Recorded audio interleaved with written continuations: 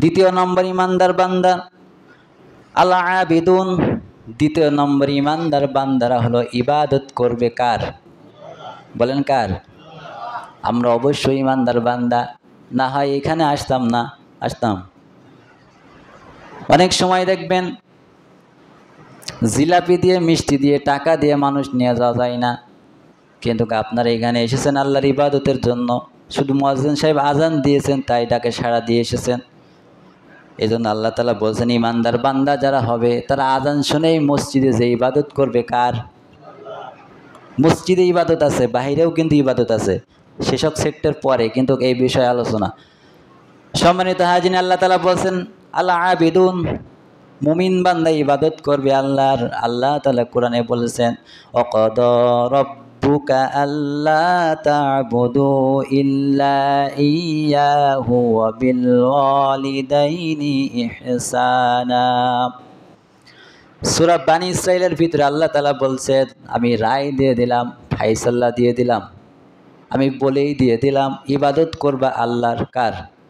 আল্লাহ বলছে আমি ঘোষণা দিয়েই দিয়েছি রব্বুকা আল্লাহ তা'বুদু ইল্লাল্লাহ, ইবাদত করবা এক আল্লাহর। কার?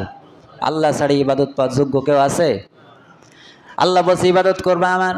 ওয়াবিল ওয়ালিদাইনি ইহসানা, আমার ইবাদতের পরে তোমাদের পিতা মাতার খেদমত করবা, পিতা মাতাকে আদর করবা, লালিত পালিত করবা, পিতা মাতাকে ভালোবাসবা, এমন ভালোবাসা দিবা যাতে পিতা মাতা আহ পর্যন্ত কষ্ট পেয়েও যেন এমন শব্দ মুখ থেকে উচ্চারণ না করে। সম্মানিত হাজিরিন, জান্নাত আর জাহান্নামের মাঝখানে একটা জায়গা আছে, সেই জায়গাটির নাম কেউ বলতে পারবেন? আরাফ। সূরা আরাফ আছে না? আরাফ। জান্নাত আর জাহান্নাম এই মাঝখানে একটা জায়গা আছে, সেই জায়গার নাম হলো আরাফ। এই আরাফ নামক স্থানে এমন ব্যক্তিকে দাঁড় করানো হবে, তাকে আল্লাহ তাআলা জান্নাতেও দিবেন না, আবার জাহান্নামেও দিবেন না। তাকে আল্লাহ জান্নাতে দিবেন না আর জাহান্নামেও দিবেন না। কোন কারণে? এখানে মুফাসসিরগণ বলেছেন সূরা আরাফের এর তাফসীর আমি সংক্ষেপে বলছি। আল্লাহ রাব্বুল আলামিন বলেছেন ওই ব্যক্তিকে আমি আরাফে রাখবো, জান্নাতেও দেব না, জাহান্নামেও দেব না। কারণ হলো জাহান্নামে দেব না, কারণ জান্নাতে দেব না, কারণ সেটা হলো ওই ব্যক্তি দুনিয়াতে তার পিতামাতার সঙ্গে খারাপ ব্যবহার করেছিলেন, পিতামাতার অবাধ্য হয়েছিলেন, পিতামাতাকে ভালোবাসেননি, পিতামাতাকে মারধর করেছিলেন, গালিগালাজ করেছিলেন, এমন কষ্টদায়ক কথা পিতামাতাকে বলেছে, তার মুখ থেকে আহ পর্যন্ত এই কথাটুকু বের হয়েছে, বদদুয়া কাজে লেগে গেছে। আর আমি আল্লাহ তাআলা তাকে জাহান্নামে দেব না। কোন কারণে? আমি আল্লাহ রাব্বুল আলামিন তাকে জাহান্নামে দেব না এই কারণে সূরা সফের 10 নম্বর আয়াতে আল্লাহ তাআলা বলছেন ইয়া আইয়ুহাল্লাযীনা আমানু হাল আদুল্লুকুম আলা তিজারাতিন তুনজিকুম মিন আযাবিন আলিম তুমিনুনা বিল্লাহি ওয়া রাসূলিহি ওয়া তুজাহিদুনা ফি সাবিলিল্লাহি বিআমওয়ালিকুম ওয়া আনফুসিকুম যালিকুম খায়রুল লাকুম ইন কুনতুম তা'লামুন। আল্লাহ তাআলা বলছেন ওই ব্যক্তিকে আমি জাহান্নামে দেব না একটাই কারণ, সে হলো আমি আল্লাহ তাআলার উপরে, আমি আল্লাহর দ্বীন কায়েমের বিজয়ের চেষ্টা করত।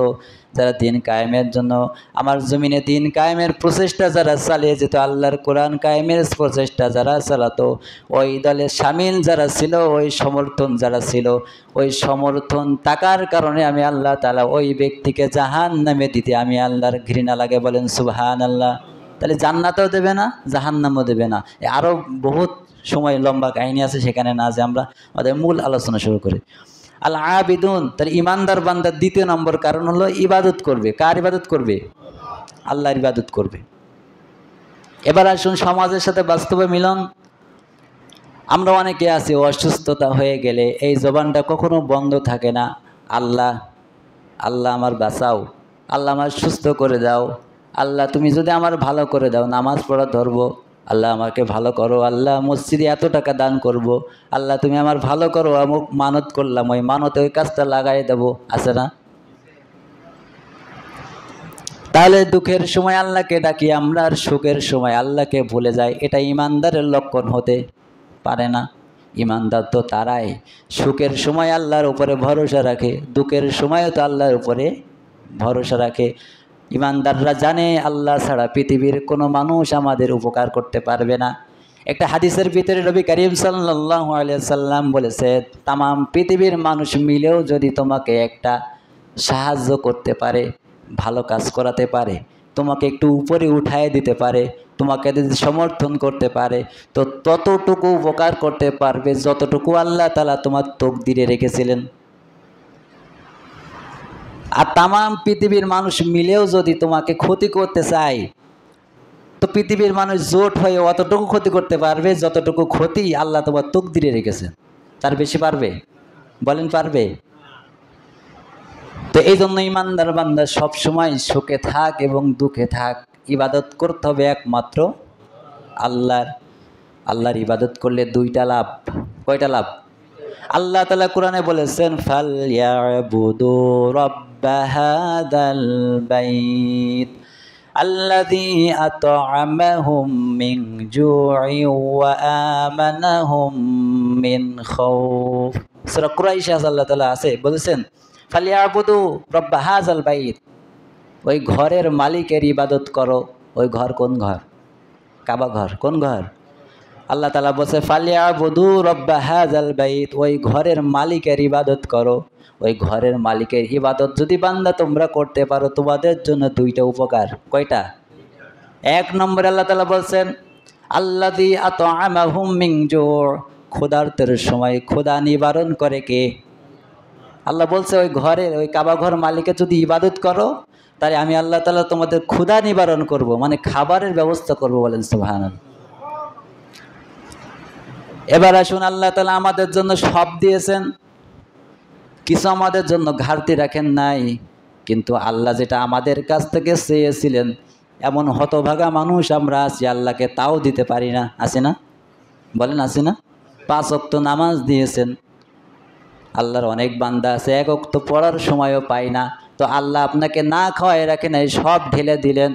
আর আল্লাহ আপনার কাছ থেকে যা চেয়েছিলেন, আপনি আল্লাহকে কি দিলেন? এজন্য আল্লাহ তাআলা বলছে, যারা আল্লাহর ইবাদত করবে, ওই কাবা ঘর মালিকের গোলামি করবে, আল্লাহর ইবাদতে লিপ্ত থাকবে, তাদেরকে আল্লাহ তাআলা দুইটা পুরস্কার দিবেন। 1 নম্বরে আল্লাযী আত'আমাহুম মিন জু', ক্ষুধার্তের সময় খাবারের ব্যবস্থা করবেন। পৃথিবীতে এমন নজির নাই কোনো প্রাণী না খেয়ে মারা গেছে। আছে? আমার চোখে তো দেখা যায় নাই, আপনারা অনেকে দেখেন নাই। আল্লাহ তাআলা কুরআনুল কারীমের ভিতরে বলছেন, ওয়ামা মিন দাব্বাতিন ফিল আরদি ইল্লা আলাল্লাহি রিজকুহা, জলে এবং স্থলে, পানির মহাসমুদ্রের তলদেশেও যদি একটা পোকামাকড় থাকে, আর যত পিপিলিকা, যত পশু পাখি আল্লাহ বলেছেন আছে, সব পশু পাখি পিপিলিকাকে খাদ্য আমি আল্লাহ তাআলা রিজিক তাদের দান করি। বলেন সুবহানাল্লাহ। পানির নিচে মহা তলদেশে পাহাড়ের সিপাই সাপাই একটা যদি পিপিলিকাও থাকে, আল্লাহ তাআলা কোরআনে বলেছে, সেই পিপিলিকার খাদ্য রিজিক আমি আল্লাহ তাআলা দান করি। বলেন সুবহান। তাহলে ইবাদত করলে ক্ষুধার্তের সময় খাদ্য দিবে কে? ইবাদত না করলেও খাওয়াই, কিন্তু সেটা আমার মনে হয় ভালো হয় না, সেটা খেয়ে তৃপ্তি মেটে না, সেটা মনে হয় আল্লাহর রহমত থাকে না। 2 নম্বরে আল্লাহ তাআলা বলছেন, ওয়া আমানাহুম মিন খাউফ, আমার আল্লাহর পথে থাকতে ইমানদার বান্দা একনিষ্ঠতার সাথে আমি আল্লাহর ইবাদত করতে গেলে, আমি আল্লাহর পরে থাকতে গেলে, তোমাদের বালা মুসিবত বিপদ আপদ অনেকে এসে থাকবে, আর সেই বিপদ আপদ আসার মধ্য দিয়ে আমি আল্লাহ তাআলা তোমাদের বিপদ থেকে উদ্ধার করব। বলেন সুবহানাল্লাহ। তোমাদের ভয় নাই, তোমাদের চিন্তা নাই। আল্লাহ তাআলা বলছে, ইমানদার যদি হও, তোমাদের বিজয় আমি আল্লাহ তাআলা দিয়ে দেব। বলেন সুবহানাল্লাহ। যেমন ইমানদার ছিলেন আমাদের নবী, বিশ্ব নবী সাল্লাল্লাহু আলাইহি সাল্লাম। কাফের বেঈমানরা তাকে হত্যা ষড়যন্ত্র করেছিলেন, 82 বার থেকে হত্যা করার ষড়যন্ত্র করেছিলেন, কিন্তু আল্লাহর নবী আল্লাহর উপরে বিশ্বাস থাকার কারণে আল্লাহ তাআলা কাফেরদের হাত থেকে আমাদের নবীকে বাঁচিয়ে দিয়েছেন। বলেন সুবহানাল্লাহ।